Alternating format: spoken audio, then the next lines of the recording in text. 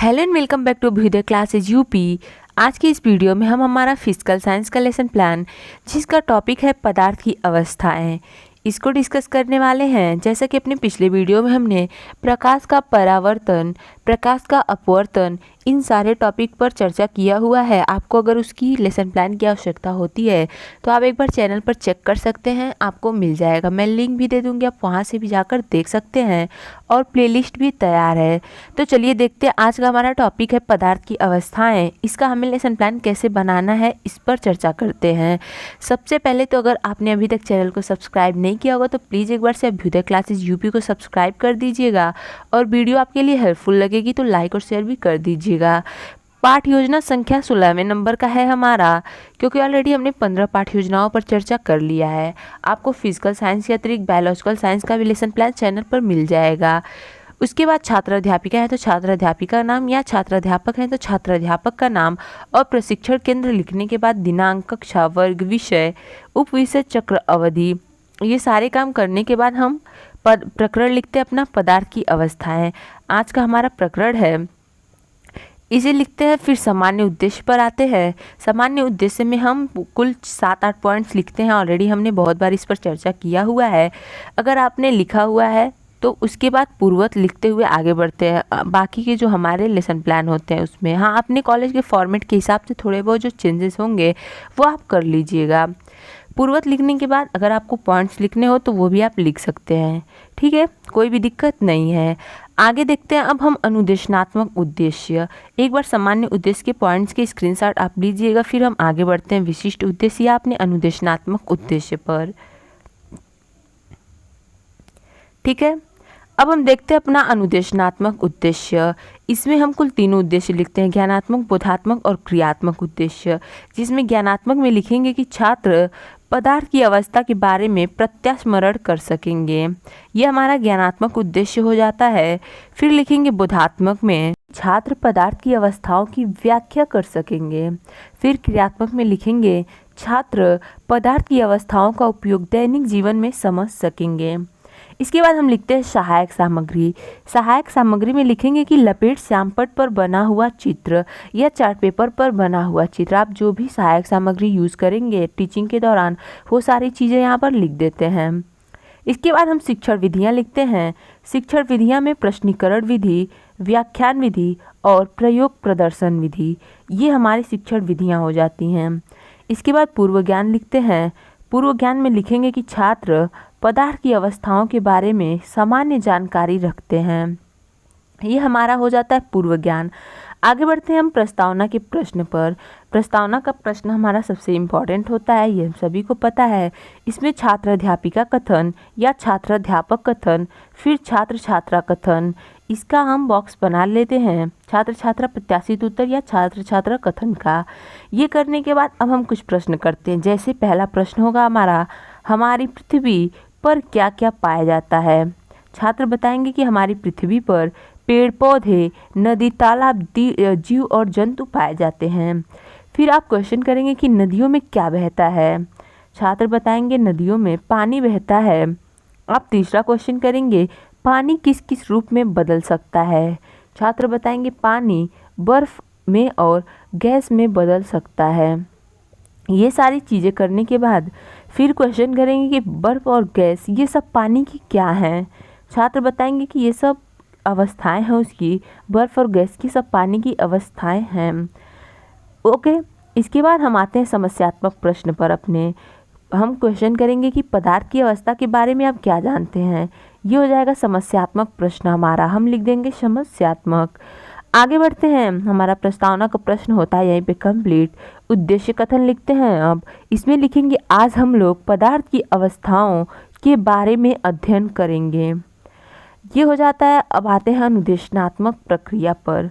अनुदेशनात्मक प्रक्रिया में लिखते हैं हम प्रस्तुत अनुदेशनात्मक प्रक्रिया को 3 शिक्षण बिंदुओं में प्रस्तुत करते हैं, जो क्रमशः पदार्थ की अवस्थाएं, पदार्थ की अवस्थाओं का विस्तार व पदार्थ की अवस्था में परिवर्तन है। यह हमारा अनुदेशनात्मक प्रक्रिया होता है। इसके बाद प्रस्तुतिकरण पर बढ़ते हैं हम। प्रस्तुतिकरण में शिक्षण बिंदु, छात्र अध्यापिका क्रियाएं, छात्र छात्रा अनुक्रिया, श्यामपट्ट कार्य, ये सारी चीज़ें हम बनाने के बाद हम आते हैं शिक्षण बिंदु पर अपने। शिक्षण बिंदु लिखते हैं। आज का हमारा पहला शिक्षण बिंदु क्या है? पदार्थ तथा पदार्थ की अवस्थाएं। यह हमारा पहला शिक्षण बिंदु है, जिसमें पहला क्वेश्चन करेंगे कि पानी को किस किस रूप में परिवर्तित कर सकते हैं। छात्र बताएंगे कि पानी को ठोस तथा द्रव व गैस में परिवर्तित कर सकते हैं। फिर क्वेश्चन करेंगे पदार्थ की कितनी अवस्थाएं हैं। छात्र बताएंगे कि पदार्थ की 3 अवस्थाएं हैं। इसके बाद हम क्वेश्चन लिखते हैं कि पदार्थ की अवस्थाओं के बारे में विस्तार से बताइए। छात्र यहाँ पे हो जाते हैं मौन। हम लिख देंगे छात्र मौन। उसके ठीक नीचे लिख देंगे छात्र ध्यान से सुनते हैं। आगे बढ़ेंगे हम स्पष्टीकरण पर अपने। स्पष्टीकरण लिखते हैं। इसमें लिखते हैं कि रसायन विज्ञान तथा भौतिक विज्ञान में पदार्थ उसे कहते हैं जिसमें द्रव्यमान होता है, जो स्थान घेरता है, अर्थात कुछ भी जिसका कुछ न कुछ वजन हो और जगह घेरती हो उसे पदार्थ कहते हैं। जैसे एक कार जिसका वजन भी होता है और जगह भी घेरती है। पदार्थ की अवस्था हेडिंग लिखेंगे। इसमें लिखेंगे कि पदार्थ की मुख्य 3 अवस्था होती है। अब तीनों अवस्थाओं को एक एक को हम बताएंगे छात्रों को, जैसे ठोस, द्रव और गैस। इसके अतिरिक्त कुछ विशेष परिस्थितियों में प्लाज्मा, अति तरल, अति ठोस आदि अन्य अवस्थाएं भी ग्रहण करती है। ये सारे पदार्थ की अवस्थाओं के बारे में हम छात्रों को अवगत कराएंगे, बता देंगे। श्यामपट्ट कार्य पर आते हैं। इसके बाद हम श्यामपट्ट कार्य में हम जो भी टीचिंग के दौरान छात्रों को ब्लैक बोर्ड पे बताते हैं, समझाते हैं, वो सारी चीज़ें हम श्यामपट्ट कार्य पर करते हैं।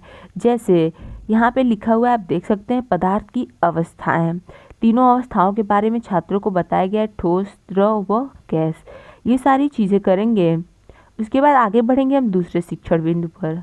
हाँ, दूसरे शिक्षण बिंदु पर आगे बढ़ने से पहले आपको बता दें कि नेक्स्ट वीडियो पर जिस टॉपिक पर हमारा लेसन प्लान होगा वह होगा कांच। तो अगर आपको कांच टॉपिक का लेसन प्लान लिखना होगा, ज़रूरत होगी, तो आप चैनल से जुड़ना नहीं भूलें।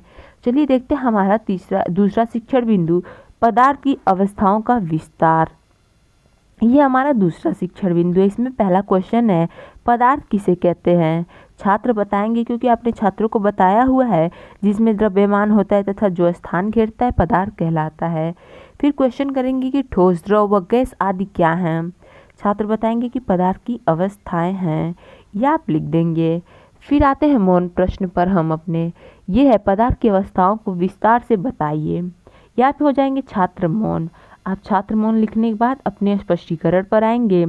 स्पष्टीकरण में लिखेंगे पहला ठोस। ठोस में बताएंगे कि ठोस में कण बारीकी से भरे होते हैं। ठोस के कणों में आकर्षण बल अधिक होने के कारण इनका निश्चित आयतन तथा आकार होता है। छात्र ध्यानपूर्वक सुनते हैं, ये लिख देंगे आप यहाँ पे। फिर उदाहरण यहाँ पे देंगे ठोस का कि पत्थर, ईंट आदि। इसके बाद द्रव बताएंगे हम।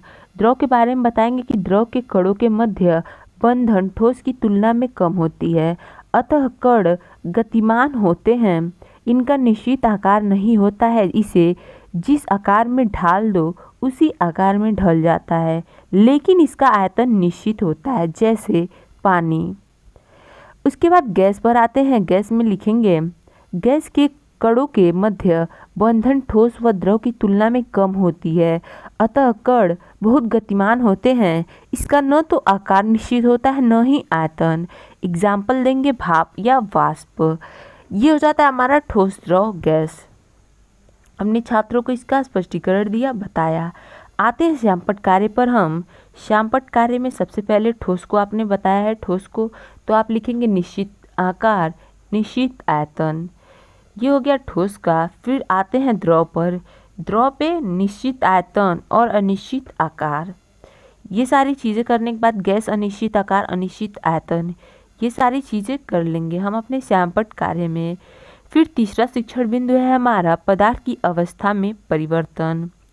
इसे समझते हैं, पदार्थ की अवस्था में परिवर्तन। इसका पहला क्वेश्चन है, ठोस का आयतन तथा आकार क्या होते हैं। छात्र बताएंगे कि आयतन तथा दोनों क्या होते हैं, आयतन और आकार दोनों निश्चित होते हैं। फिर क्वेश्चन करेंगे किसका आयतन निश्चित नहीं होता है। छात्र बताएंगे कि गैस का नहीं होता है। उसके बाद क्वेश्चन करेंगे कि आप पदार्थ की अवस्था में परिवर्तन से आप क्या समझते हैं। छात्र हो जाएंगे मौन यहाँ पे। फिर स्पष्टीकरण देंगे। स्पष्टीकरण से पहले छात्र छात्रा ध्यानपूर्वक या ध्यान से सुनते हैं ये लिख देंगे। स्पष्टीकरण में लिखेंगे पदार्थ की अवस्था में परिवर्तन। पदार्थ 3 भौतिक अवस्थाओं में रह सकता है, ठोस, द्रव व गैस। उदाहरण पानी से बर्फ, उसके बाद जल और गैस 3 अवस्था में रह सकता है। ये सारी चीज़ें आप बता देंगे। ओके, पानी से क्या होता है, बर्फ बनता है, फिर जल बनता है और गैस। ये हो गया हमारा पदार्थ की अवस्था में परिवर्तन किस प्रकार होता है। अगर आप छात्रों को डायग्राम के माध्यम से समझाना चाहते हैं तो वो सारी चीज़ें भी आप बना लेंगे। ठीक, इसके बाद आप पानी बना लेंगे और फिर यहाँ पे फिर वाष्प की तरह ये भी फिगर बना सकते हैं। ऐसे कुछ इस प्रकार का आप डायग्राम भी बना सकते हैं छात्रों को समझाने के लिए। आगे बढ़ते हैं हम निरीक्षण कार्य और पुनरावृत्ति के प्रश्न पर अपने। आगे बढ़ने से पहले अगर अभी तक आपने अभ्युदय क्लासेस यूपी को सब्सक्राइब नहीं किया होगा तो प्लीज़ एक बार से चैनल को सब्सक्राइब और वीडियो पसंद आएगी तो लाइक और शेयर ज़रूर कर दीजिएगा। चलिए देखते हैं निरीक्षण कार्य। हम अपना निरीक्षण कार्य में कुछ इस प्रकार लिखते हैं कि छात्र अध्यापिका या छात्र अध्यापक द्वारा छात्रों को श्यामपट्ट कार्य उतारने का निर्देश दिया जाएगा तथा कक्षा में अनुशासन बनाए रखते हुए निरीक्षण कार्य किया जाएगा। ये होता है हमारा निरीक्षण कार्य। पुनरावृत्ति के प्रश्न में हम कुछ क्वेश्चन लिखते हैं। जैसे पहला प्रश्न है हमारा पदार्थ की परिभाषा बताइए। दूसरा पदार्थ की अवस्थाओं के बारे में बताइए। तीसरा पदार्थ की अवस्था में परिवर्तन को बताइए। और चौथा ठोस का आयतन व आकार कैसा होता है। ये होता है हमारा पुनरावृत्ति का प्रश्न। इसके बाद हम गृह कार्य देते हैं और इसी के साथ हमारा पाठ्य योजना समाप्त होता है। गृह कार्य करने से पहले कल के वीडियो में हम कांच का लेसन प्लान डिस्कस करेंगे। गृह कार्य में लिखेंगे कि सभी छात्र घर से पदार्थ की अवस्था के बारे में लिखकर लाएंगे। और यहीं पर इसी के साथ होता है हमारा पाठ्य योजना समाप्त। सो गाइस, आज की वीडियो में बस इतना ही। मिलते हैं अपने अगले वीडियो में। तब तक के लिए चैनल से जुड़ना नहीं भूलें। जाते वक्त चैनल को सब्सक्राइब, लाइक और शेयर करते जाइएगा। Thank you.